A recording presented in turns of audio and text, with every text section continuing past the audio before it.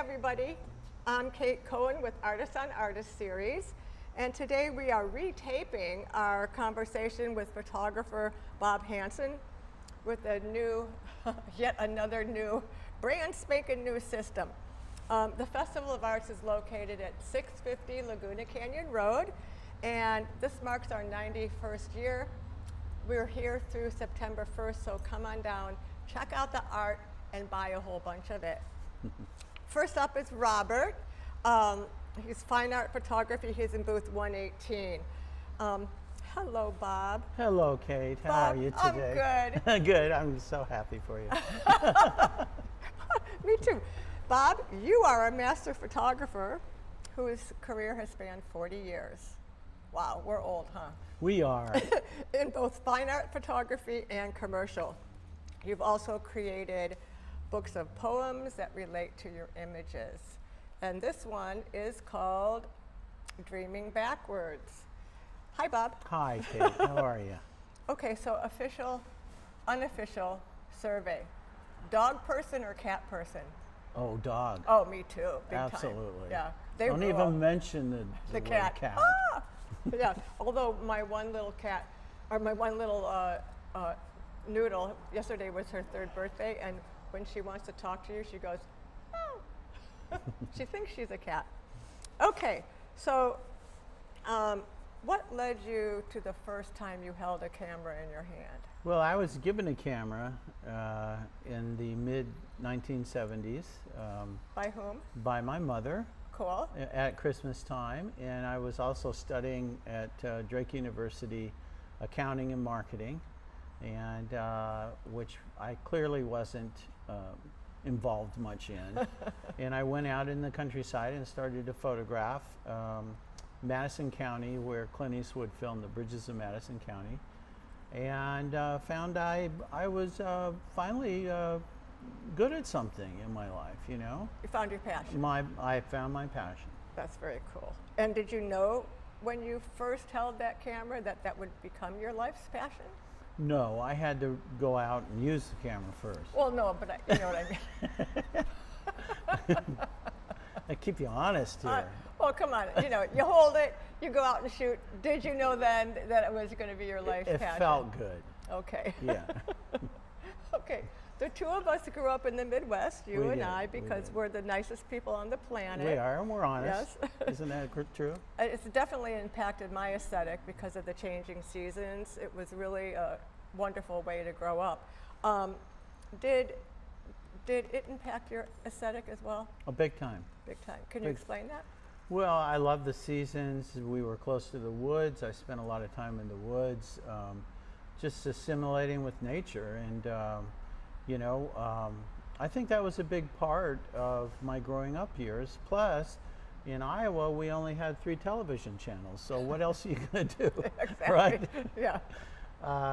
So yes, it did impact my upbringing quite a bit. Being the youngest, I got, you know, with the rabbit ears and the tin foil, they're like, okay, Kate, hold it. Yeah, that's good. I'll stay there.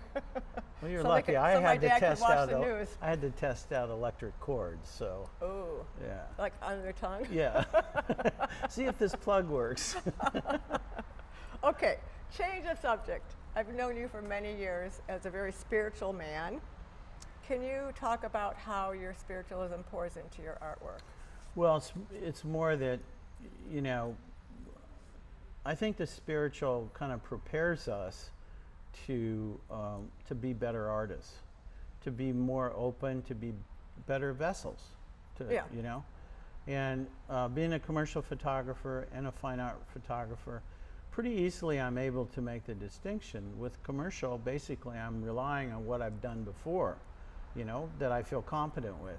In fine art, really you're listening more.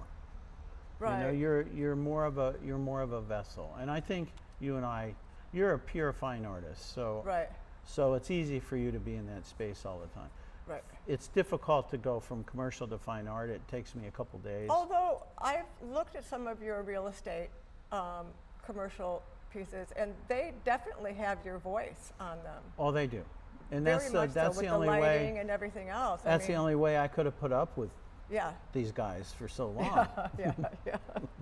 Um, could you talk about the healing aspects of your work? I think, at least for me, my personal story is when a camera was placed in my hands, I was kind of a mess, and I didn't really have direction in my life. And going out to the countryside and experiencing, light falling on through windows, falling on wood floors, and all the other things that visually I experienced, pulled me out of, kind of a narrow pathway I was on, Right. and opened me up. Oh, cool. That's interesting that you should say that, because when I had cancer, I would go outside and I would stick my hands in the earth to kind of ground me, and now I'm working with a whole bunch of clay again. So that kind of is a full circle for me as well. I think hands are really interesting. Yeah. And I mention hands in my book here, my father's hands. Yeah. But I think hands are really interesting. Yeah. It's one thing to converse with somebody, it's another thing to really converse with hands, I think. Right. So that's cool. Right. Yeah. Your show is titled here, The Edge of Darkness. Right. What does that mean to you? Well, the edge of darkness for me is kind of more of a positive experience, I don't think I have ADHD, although I probably do, but We're artists, we do. Yeah, it's like we're bombarded with a lot of schmutz, and we're trying to make our way through that all the time. When the sun goes down, the schmutz gets edited out, right? Schmutz, it's a new word. That's a Jewish word. Oh. And so Who knew? little lights in the ocean, come up, or other little things like at sunset, how the cliffs here in that particular piece of the Grand Canyon, how they simplify and become richer. And so for me, darkness is a very positive. Same with me. I love dusk so much because that's when it changes, and like particularly with hills or trees or whatever, even flatness, you see the layers of shapes. Right. And that's when everything gets quiet, and it reveals more of the earth's majesty, in my opinion. Yeah, when I taught, I always used to like to use the example of go to an aspen forest, photograph it in daylight. Okay, everything is chaos. Yeah. The 1,000 aspens are all calling out for your attention. Wait until a little bit after sunset, and there's a soft light that brings out, the graphic qualities Right. of the forest. So. Yeah, exactly. A few questions now from your book of Dreaming Backwards, which you Okay. have in your hand. Yeah. And it's at the fine art store, but it also is in a larger. I have it in an 8x8 in a little book too. Okay. And if you come to his booth, you can have him sign it. Yeah. Yeah, there you go. Yeah. Okay, so you celebrate your father in a very, very touching manner and specific. His loss too soon is clearly a motivation for you. How did his early death influence you? Well, as I've said 2 times before in these interviews, we're of a generation. Sorry. Oh, you're right. Yeah. We're of a generation that we were raised differently than people today, than the kids today. We're the World War II generation, and the fathers went to war at 18, 19, 17. So when they came back, at least with sons, it was a whole nother relationship. It's Right. like, okay, I'm going to raise you quickly, even though you're 9 years old, right? Right. And so my dad wasn't around much, but he was a really cool guy. And so, but I think I raised myself in the woods, to be honest with you. Yeah, I think I did too. Yeah. Yeah, with the big ferns. We had these huge ferns that were like this tall, and you'd go running through them. It was so much fun with your bare feet. Yeah. So I think in my work, I searched for my father. I know. Oh, that's a good thing. Yeah, I know Wallace Neff when I worked with Wallace Neff Jr. Wallace Neff Sr. was a famous architect up in LA. But Wally Jr. was kind of separated from his dad at a certain age. And for the rest of his life, till he was 82, 83 years old, he was searching for his father for an identity, really. Yeah, which is in essence searching for yourself. Yeah, Yeah. that's right. Without the frame, I remain unexplained. Could you talk about that?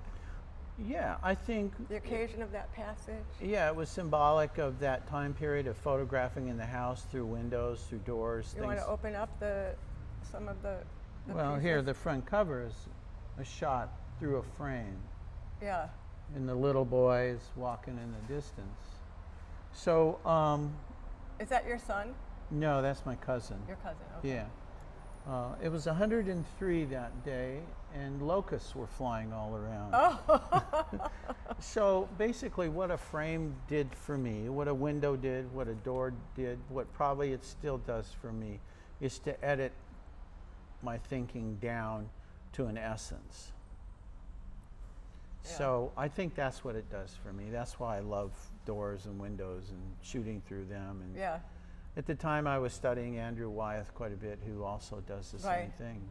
You know, he'll do portraits from the inside, looking out with the window frame. Right. Yeah. Cool. For me, when I saw that passage, I thought of looking out through the windows, and particularly with the ones that you had, several of them that were superimposed on, Oh, yeah. that were double exposed, I guess is what they would be. And I thought of looking through the frame to be open to what's out there, whether or not it's your preconceived notion of what you're trying to create. Ah, okay. That's how I saw it. That could be part of it, Yeah. too. Yeah. Is life performed in a field alone, rehearsing forgotten memories? Well, that passage is about a gravestone that I found on the property. Okay. And so my imagination went kind of wild, because that property dates to before the Civil War. And the people left that property during the Depression.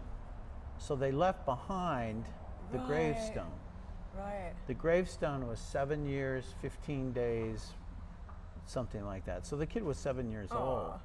So, I don't know, repeat the passage that you asked me. Is life performed in a field alone, rehearsing forgotten memories? Perhaps. I mean, maybe not for me, but for that family. Yeah. And imagine Leaving behind. during the Depression, leaving Yeah. a gravestone of your kid. Yeah. That's a lot to leave behind. That's It is. major history. Yeah. Okay, here's another quote. Meaningful moments, what are they? Liberated visions formed in empty spaces? Yeah, that's a Zen thing. Okay. Meaningful moments for me would be inspirational things that happen, discovery that happens in my photography. Does it happen better when my mind is clear? Yes. And, you know, like when I used to go down to Mexico, the first 2 days were spent trying to get rid of all the schmutz from the States Right. and all my preconceived ideas. And it typically would take me 2 to 3 days, and then I You'd started. meditate through that Yeah, it's more yeah. just like a walkabout. You know, Okay. we'd go into the jungle and walk around it. But through the process of kind of exploring with my hands and my camera, you get to a point of, you know, a clear space where you can really. So you do have a spiritual revelation. Yeah, I think so. Yeah. Oh, that's really And cool. that includes understanding your subject a little bit better, Allowing it to heal you, perhaps? perhaps. Yeah. Yeah. Okay. So we're going to try something again Oh, with this piece. with the magical piece. Yes. Can you define American spiritualism for us? In other words, indigenous people, what their sacred spaces mean to you? Well, this is really interesting, because I'm going to have a totally different answer than the last time we did this. Okay. Because I spoke with my son, who teaches survival skills. Okay. He looked at my book that I'm putting together right now, and he said it's not about dominating your space or dominating your environment. It's about nurturing your environment. And so I think with Native American spiritualism, it's not about owning something. Right. Right. Now, it could be different now, but back then, you know, owning something meant you had to carry it with you in migrations, which meant that it was a heavy burden. Right. Yeah. And you know, even now, I mean, particularly now, I think of I told you so, you know, right? Because what we have done to the earth as opposed to the indigenous people of protecting the earth and nurturing it, and you know, they were trying to tell us, and through industrial revolution and all of that, we are where we are today. Yeah. You know, with climate crisis and all of that. Yeah, and also it's very much about cyclical time versus linear time. Right. Cyclical time is based more on a universal order. And so what you have with indigenous societies a lot of times is a lot of migration. Versus, you know, linear time, we accumulate all this crap and then we die and try and figure out a way to take it with us, right? Yeah. You're not Egyptian, Bob. Like that guy in Texas who buried all the Cadillacs or something. Oh, yeah. God. Okay, so we're going to try to talk about this piece again. Can you please tell us what it's called? Can you tell me what No, I cannot. This is the fun part of Better it. talk and read. Oh my God, she hasn't learned yet. Batodican. Batodican. Yeah. Rain. Batodican. Batodican, man. Batodican, man. Okay, so what's the story behind it? Well, the story is, you know, I'd heard about this place, and I went there in a really chaotic point in my life back in the early 80s, and by myself on New Year's Day, and I went hiking around trying to find this place, and it was getting close to dark, and full moon rose, and when I came upon this space, I'm going, holy, you know what? Yeah. This is amazing. I mean, the bells and whistles totally went off for me. The simple size relationships, this is 900 feet tall. Wow. The cave is 450 feet tall. So those where people lived? Yeah. That's Yeah, very they cool. built this ruin there these are 1,000 years old. Wow. And what's interesting, they only lived here for 50 years. And then they moved out. And then other nomadic people probably over 1,000 years. And then you were there, another nomad staying overnight. I was there, and the last time I went there this past January, the ranger told me there was a mother mountain lion and her cubs living in the ruin. That is so romantic to me. Yeah. Yeah. And the thing that I find interesting is in all of your pieces for this whole series is you have the spark of the stars. Yeah. And I think now, you know, I don't know why I did it at the time, but now that makes sense because, you know, the one constant in these people's lives was the stars. Yeah. And so you had ruin sites like at Chaco Canyon where they built everything aligned astrologically. You know, that was 850 AD that they did that. So they really studied things and understood their environment. It was in a quest to understand their environment. Right. Yeah, and better than watching TV. It was much their TV. better. Their TV. Bonanza even.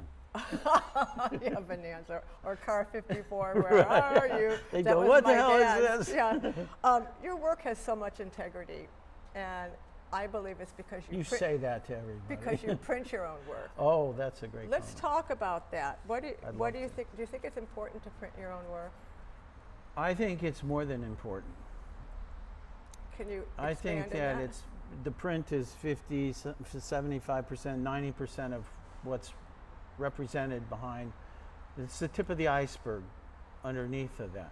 Right. And so if somebody else is printing your work, you're losing touch, literally, physically, mentally, with what you write your name on. Right. Okay? And if this show is about originality, and this is probably going to get edited, but No, if this we're show not editing is it. about originality, I wouldn't feel comfortable signing my name on something that some you other didn't guy print.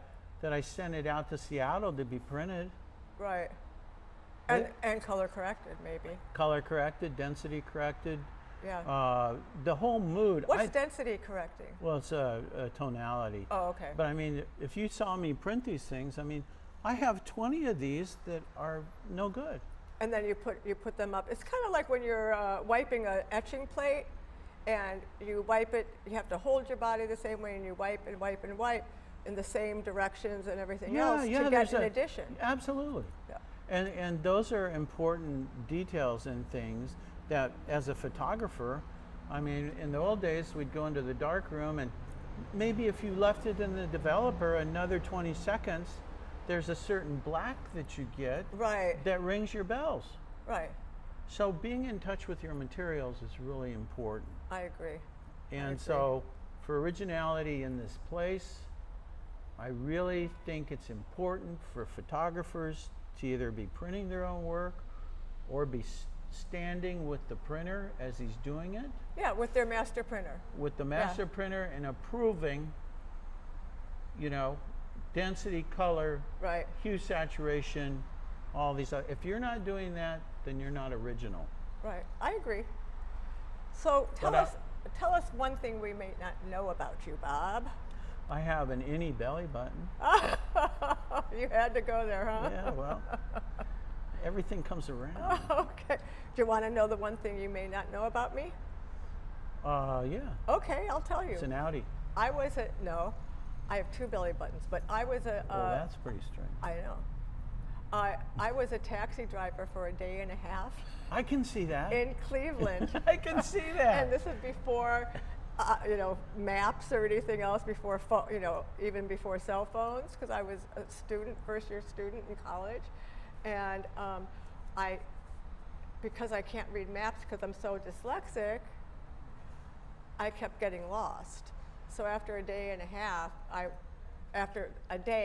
went to my hometown of Lakewood, which was out of the area for the taxi company, did some fares so I could make some tips, went back in and quit. Yay, day and a half. Okay, here's something about me. Okay. When I got out of college, I was desperate to work. And so I went to a restaurant and I cooked lobster. Oh, yum. However, I burned 40 of them. And here's this little kid in How did you do that? I don't know. Here's this little kid in high school that was born to cook, right? And he's like making faces at me like, you idiot, and everything else. And so 40 of them. 40 lobsters. The restaurant didn't make money that night. So I had to clean the kitchen until 3 a.m. and I quit immediately. I'm not a lobster cooker. Right. What's next for you, Bob? What are you? I'm working on a book called Ancestral Sanctuaries. It's about all, and this is a premier piece in the book. The Betatakan? Botanican. I think you're pulling my lever now. I know I am. So I'm excited about that book. And what's next? Well, we'll see if I get Jerry into this place next year. Are you going to do a big book, or is it a tabletop book? I'm going to have one of these, and then I'm going to do something a little bit bigger. A tabletop, Yeah. okay. Where can we find you? Do you have a website? I do, roberthansen.com.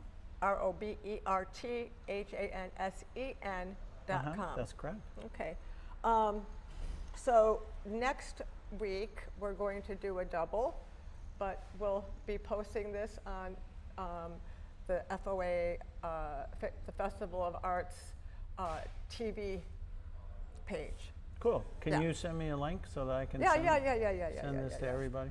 Absolutely. Okay. So in closing, I want to thank the board of directors, Christine Georgiantis, Sharbi Higuchi, Megan Perez, for supporting Artists on Artists, because this is a wonderful program that gives insights so that people can know really what it takes to be an artist.